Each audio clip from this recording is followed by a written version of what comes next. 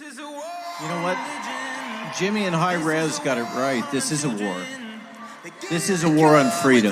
This is a war on children. This is a war on religion. This is a war on your ability to think. They want to control all information.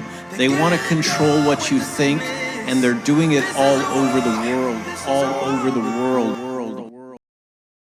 The message of Archbishop Vigano is that there is a symbiotic relationship between the deep state and the deep church, and they're working together to bring about persecution of the Catholic Church. Archbishop Vigano says these two subversive entities are mirror images and complementary. Their members are traitors in the service of legitimate powers, which we have seen acting in a coordinated way during the pandemic farce with green fraud and trafficking in illegal immigrants. American citizens and faithful Catholics have now understood that the serious social, economic, and religious crisis of the nation has been caused and prepared from afar by the coup of these forces subverting legitimate authority, one in the civil sphere and the other in the religious sphere. Americans have also come to understand that there is a huge difference between the refugee fleeing persecution and the organized mass of adult men of military age transferred in a systematic way within national borders, who effectively constitute in a contingent of enemy soldiers and a potential threat to national security and the safety of citizens. He now starts talking about the United States bishops. He says their resistance is due to the fact that Trump's initiatives seek to put an end to the network of interests and profits that they have fraudulently constructed in recent years. It is no mystery that the United States Conference of Catholic Bishops has never raised a penny to fight abortion. Democrats don't pay for that.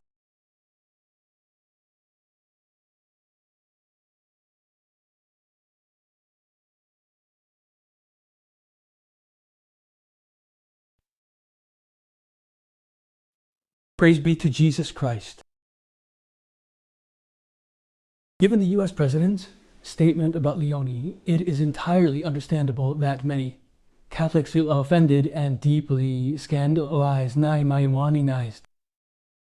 However, it's equally clear that Jorge Mario Bergoglio, during his papacy, has not refrained from delivering numerous attacks and provocative remarks directed at Donald Trump. The latter's intervention also comes at the same time as the statements orchestrated against him on the CBS propaganda program 60 Minutes by three highly corrupt cardinals, Supap, McEnroy, and Tobin, three notoriously ultra-Bergoglian and ultra-progressive corporate figures belonging to the family of serial abuser Theodore McGock, closely linked to the radical left W-grade electors of Robert Ivost and his closest collaborators.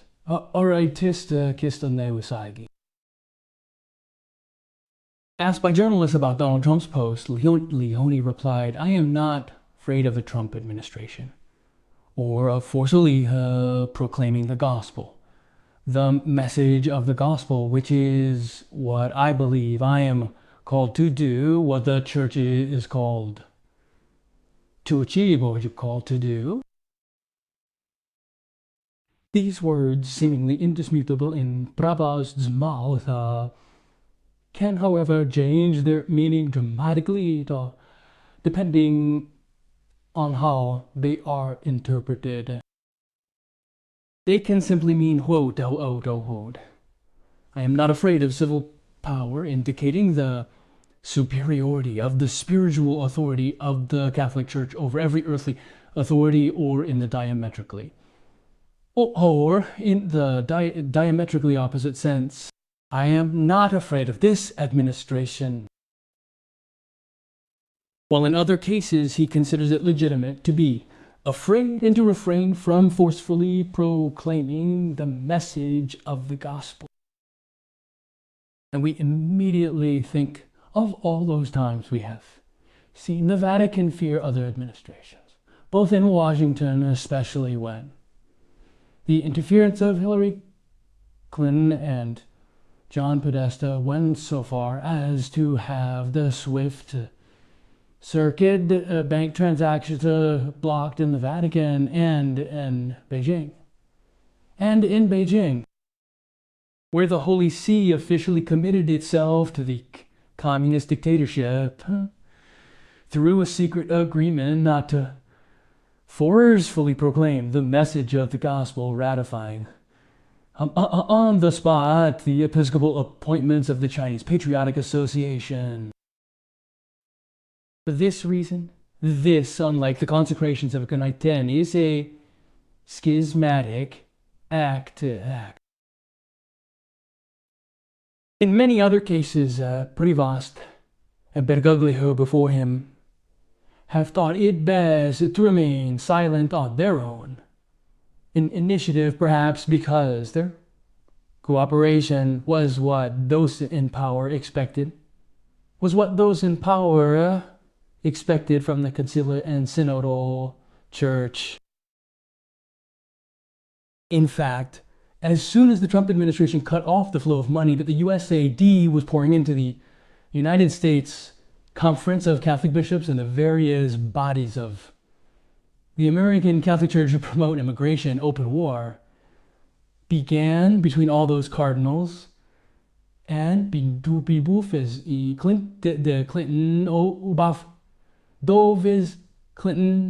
and Biden had covered with money up until that point. In those acts, things were going well. In those years of plenty, Bergoglio and the entire American episcopate were careful not to break the idol with the White House thanks also to the good offices of their Cardinal McCarrick. And they cared little about the pro-abortion policies. Kipanesh, Q plus Lako, Jackie Pasubafi, Q plus La Gaypai, and promoted by the Catholic Democrats, Mayan. The mere idea of excommunicating pro-choice politicians was considered an intolerable interference by the hierarchy, which itself has made it clear it has no intention of adopting. So, taken out of context, a phrase like, I am not afraid of the Trump administration or forcefully proclaiming the message of the gospel may seem acceptable, but when reading a broader and more coherent context, it leaves one speechless because it contradicts the words that Leone uttered on that very occasion. Messiah. We are not politicians. I do not believe that the message of the gospel should be exploited, as some are doing. And while there are undoubtedly those who exploit the message of the gospel with pseudo-gospel ravings typical of overseas televangelists, there are certainly those who do not hesitate to exploit that same gospel to give the appearance of legitimacy and morality to the plan of seminal substitution and the Islamization of the West, a slop carried out by the globalist elite with the 2030 agenda. An agenda that Trump does not like at all.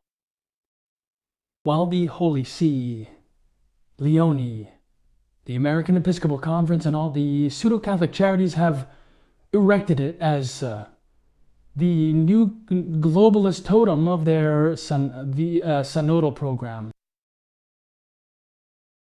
Let us not forget the doctrinal ratification that Bergoglio gave to the pandemic farce and mass vaccination, as well as to the climate fraud and the sustainable goals that the pseudo-encyclical Soliga Precede praised. Yes. And Prevost bestowed a blessing upon a block of ice during a truly embarrassing ceremony held at Stelganovo Sukomnofo. Despite insisting on declaring that he is not a politician, Leone had known more about receiving David Axelrod, Barack Obama's chief strategist and his former senior advisor at the White House, and private audience on a pabadian Diego in Amorisana Babobine. A more than legitimate question. Axelrod may have come to the Vatican to dictate a precise political strategy to Leone, as already happened. With the interference of Hillary Clinton and John Podesta to push Benedict Dint to resign and favor Bergolo's election mansion. The paradox is made clear by Trump himself, and I quote his post here, hey. It's time for Pope Leone to refocus his attention on his role as leader of the Church. He should rely more on common sense, stop pandering to the extreme left, and concentrate on his duties on the censure, intention, diosa, hauntensandet, and kind. This behavior is causing him very serious damage, and what's even more important is that it's damaging the Catholic Church. This is absolutely true, far more than President Trump can possibly imagine. If the Democratic administration has repeatedly interfered unduly in the government of the Catholic Church, it cannot be said that the Vatican has also made untimely interventions towards Washington. And if the invectives of the Jesuit from Buenos against Samias against Trump, defined as a non-Christian because he declared hordes of illegal immigrants, were not surprising. The statements of the Augustinian from Chicago regarding immigration, and more recently also on behind certainly left some disconcerted. God does not bless any conflict. Those who are disciples of Christ, the Prince of Peace, never side with those who yesterday wielded the sword and today throw bombs up. Leo said. Of course, Ray could have elaborated, as Benedict X did, and I quote, quote, given the new weapons that make possible a destruction that goes far beyond the groups of combatants, today we must ask ourselves whether it is so legitimate to admit the very existence of a just war. Or even better, Leo could have recalled the words of Pius X, a people threatened or already the victim of an unjust aggression, if it wants to think of acting in a Christian way, it cannot remain in passive indifference, All the more does the solidarity of the family of peoples forbid others to behave as simple spectators in an attitude of passive neutrality. But Prevost, and this is where the real problem lies, does not speak with the voice of the Church. His words of condemnation of any war end up illegitimizing even unjust wars, depriving the attacker of the right to defend himself, since even a defensive war would be unjust. This error is similar to affirming that all regions are equivalent, that the precepts of morality must be adapted to contingent circumstances. The amoris laetitia and confident supplicants, or the capital punishment is contrary to the gospel. In these cases as well, the individual expected to serve as a moral compass guiding the distinction between good and evil fails in there. They do so by acknowledging equal rights for both error and truth, thereby shying away from the crucial moral imperative of condemning falsehood and upholding the truth. Of course, if Leo were to dare to speak with the authoritative voice of the Catholic Church, he would find himself against not only the pacifist left, in which, but Peace Brevis has been active since the 1980s, adhering to the movement of Young Augustinians or Augustinians for Peace, sponsored by the Italian Communist Party. He would also find himself against the right-wing Ticalcon, to which many Catholic conservatives are dangerously close.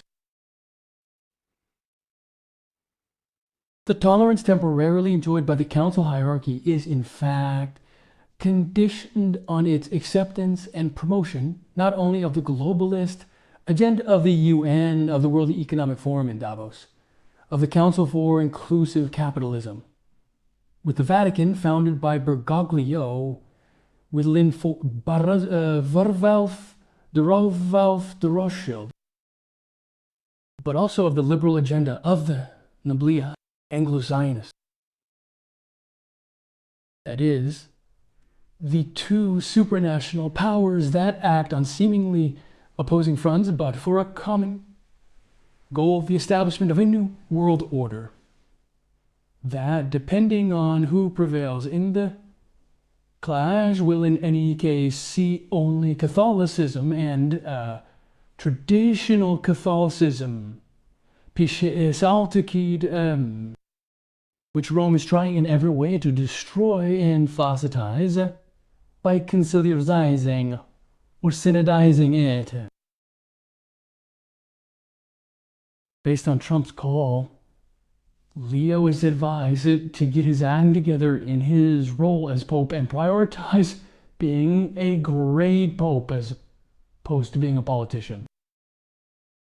Because the election of an American Pope from Chicago, Vigano, steeped in heretical doctrines acquired during his years of ministry in Latin America, dedicated to the cult of Pasiam, ideologically similar in his very mission to the worst progressivism of the infamous Cardinals Bernardin and Zupagin and Supik, seems to have been planned specifically to create a counter to the President of the United States. His role was to be, as has in fact been seen in recent months, that of continuing the synodal conciliar revolution. It is no wonder that Bergoglio has prepared meticulously detailing his ecclesiastical rise so that he would succeed him and not nullify the 12 years of systematic demolition of the Catholic edifice by the Argentine Jesuit and of total subservience to the globalist dome. The silence of the small, moderately conservative minority of the College of Cardinals in the face of concrete demonstrations of the continuity between Bergoglio and Prevost confirms his complicity and inadequacy. The unanimous chorus of the mainstream and the neo-papists constitutes proof that Leo does not speak as Pope, but as a standard bearer of anti-Trumpism, so to speak, because the praise comes from figures inside and outside the ecclesial body who have nothing Catholic about them and who would be the first to crucify Preval if only he dared to express some doubt about the untouchable dogmas of the radical left.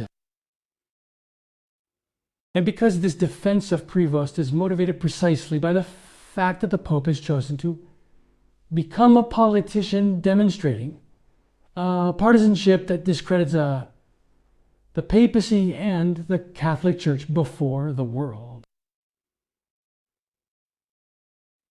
For this reason, Leo should really get his act together in his role as Sabay Basabay. something that would be extremely difficult for someone like him who was chosen precisely because his support for the globalist agenda would not have been forced but spontaneous and convinced if he can. For the lion is under the wajo, the watchful gaze of the emissaries, of those powers that have absolutely no intention of relinquishing their hard-won positions within the Catholic Church, especially so close to the finish line. Once our Lord Jesus Christ is recognized as the rightful King of all nations, no Antichrist could possibly dare to make such a presumptuous claim to being the Messiah. And when he is recognized as King Pontiff within the Church, no vicar of his would dare to subvert his teaching and demolish his church. And this is happening today before our eyes. It is because we find ourselves in eschatological times in which our Lord has been dethroned in his divine kingship by the nations and in his eternal priesthood by his own ministers. Therefore, in judging present events, let us not allow ourselves to be seduced by abstract. Let us not try to change reality because indulge our illusions.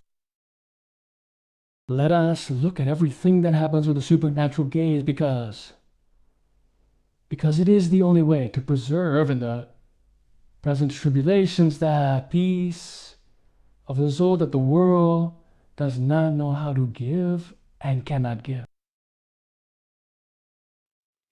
Praise be Jesus Christ.